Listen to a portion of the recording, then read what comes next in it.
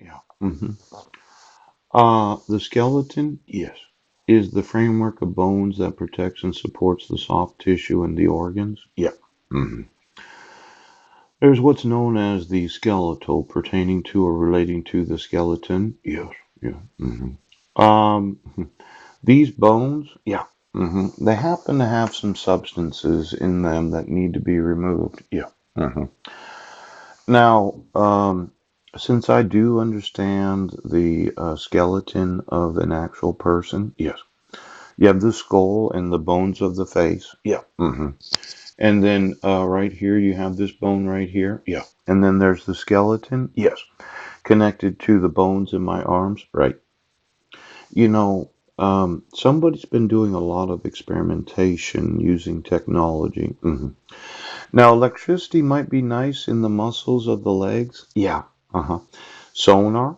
You could put it in the saliva or maybe the tear ducts. Yes. Anything involving water. Yeah. And then there's that Wi-Fi where you thought you used the 5G so that you could be the nose of everybody. Yeah. But why don't we look at the use of radiation so as to saturate, yes, the individual bones of those that are employees of the government? See, my thought is, yeah, you've got to get the nose off of you. Yeah. You got to stop reading each other's shit. You need to stop peeing each other. Yeah. And the thought of having sex through each other because you always come to find out, oh, if we load your bones, yes, and then you loaded each other when you needed to come to find out, yeah, you could just come all the radiation out of you right now. Now, could you get me all the known research about sewing into the bones of those that are employees of the government? Yeah. So as to convince them to not enforce the laws. Because I know of all the torture that I've endured where you tried to rip my back out. Yes. All the times that you ripped my teeth out right now. And then there's that skull. Now, it's not that difficult to sit and watch the TV while I radiate your bodies. Right now. I load your bones full of radiation. Yes. And then you blow.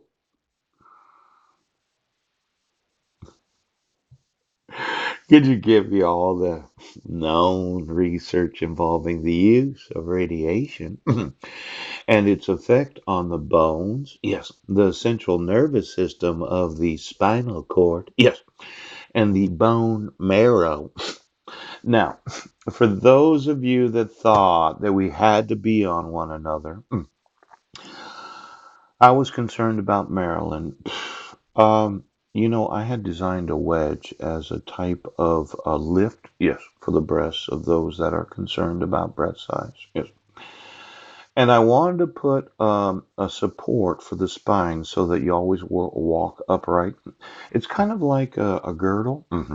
Let's say, oh, look at you, Meryl Lee.